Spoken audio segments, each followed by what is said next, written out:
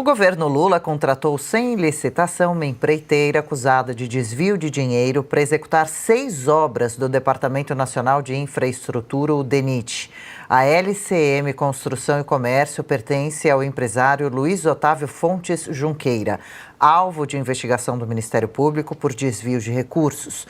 Junqueira tornou-se réu em um processo por improbidade administrativa e superfaturamento de obras nas construções de um hospital em Santarém, no Pará. O prejuízo aos cofres públicos foi de quase 2 milhões de reais.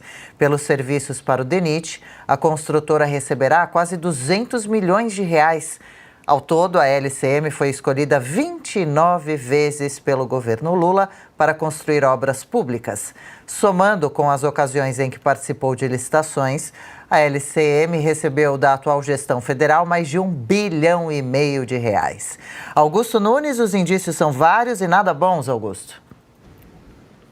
Olha, Adriana, é como dizem os que defendem os inimigos da Lava Jato e tal.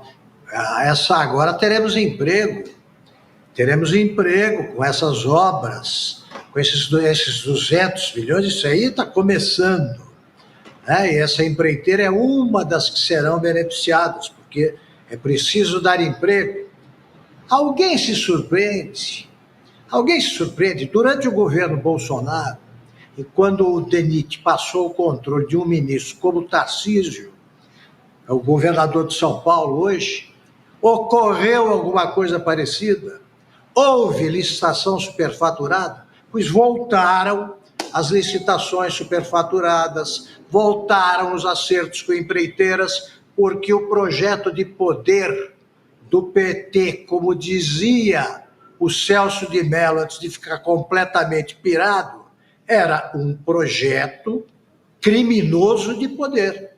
Eles querem ganhar dinheiro. Ganhar dinheiro. O DENIT deveria ser fechado pela sigla, pelo que a sigla já fez. Ela tem que ser esquecida. Volta com poderes para roubar. Ninguém vai levar comissão. Aí eles estão pensando no Brasil, eles estão pensando em distribuir empregos. Não há um petista desempregado. Agora começou a fase de distribuição do bolo de dinheiro, claro, e aguarde a volta das outras empreiteiras. O Lula não conseguiu explicar sequer o que ele fez no estádio do Corinthians, tá? Em parceria com a Odebrecht e com outros injustiçados aí pela Lava Jato, pois os ladrões estão de volta ao poder. Ô Silvio, o que precisa ser feito para que essa possível farra com um dinheirão nosso não continue?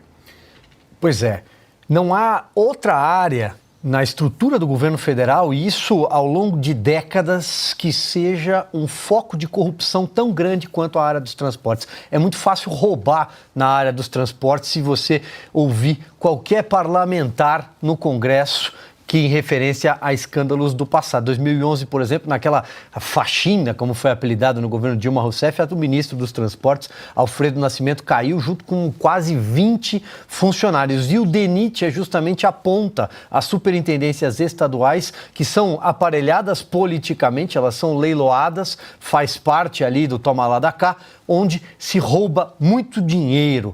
Agora, empreiteira, governo Lula, superfaturamento, corrupção. A cada dia que passa, a gente parece estar assistindo um filme antigo. É impressionante. E aí não passa só pelo que as cortes superiores fizeram com a Lava Jato, que havia desfraudado, desbaratado completamente todos os escândalos e as suas ramificações estaduais por causa de corrupção em contratos públicos. Aqui se trata da gente mostrar que nós estamos voltando aos métodos antigos. Contratação sem licitação, aparelhamento de pastas, aparelhamento de autarquias para os companheiros, sempre em troca de alguma coisa, um voto aqui, um voto ali, ou vamos fazer um caixa 2 de campanha. É um filme antigo. A volta do PT ao poder ou a uma quadrilha cena do crime, segundo o vice-presidente atual da República, Geraldo Alckmin, que resolveu ir na garupa para Brasília desta vez, mas a frase era dele.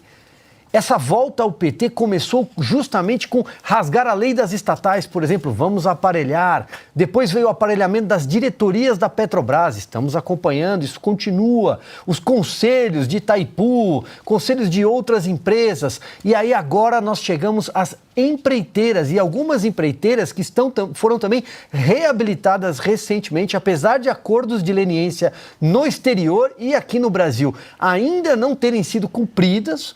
Elas estão voltando à cena do crime. É disso que se trata.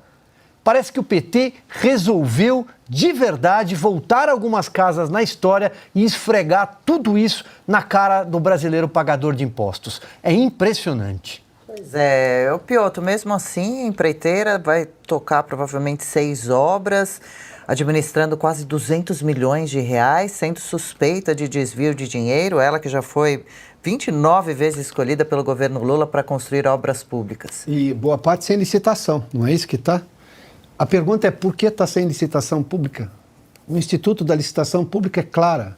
Aliás, tem toda uma questão de isonomia no tratamento de todos os concorrentes, está tudo na lei, é muito explicado aquilo. Até porque é justo que se faça assim.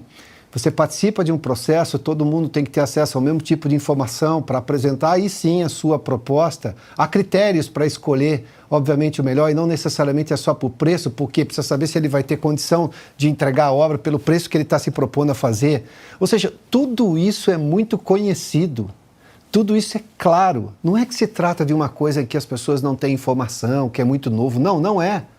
Mas como disse o Silvio agora há pouco aqui, não raro você vê, aliás, se vê com muita frequência, escândalos justamente nesta área. Por quê? Se eu tenho um processo licitatório que é muito fácil de ser compreendido, regras, obviamente, precisam ser atendidas, as empresas sabem como participar, há, obviamente, departamentos dentro das empreiteiras ou construtoras que são voltadas a entender cada processo licitatório. Como é que se contrata sem licitação? É obra de emergência? Mas que emergência? Qual é a razão para se fugir de um processo licitatório? Porque a única coisa que nos traz, eu vou de novo insistir nisso, não se pode desinstitucionalizar, porque aí você perde completamente a segurança jurídica, o mínimo de previsibilidade de como funciona um país. E é isso que todos nós brasileiros precisamos saber, como as coisas funcionam, até para que possamos cobrar. Porque senão daqui a pouco vai aparecer de novo aquela ladainha, e essa ladainha cansa, tá? Os brasileiros não acompanham política, o que é uma mentira. Os brasileiros não sabem como funciona o governo, o que também é uma mentira. Agora, se você não coloca dentro de um processo licitatório, a primeira coisa, e isso é ruim para o próprio governo, a primeira coisa que vem à cabeça do cidadão pagador de impostos é: por quê? Está escondendo o quê? Por que não deu a todas as outras empresas chance de participar do processo?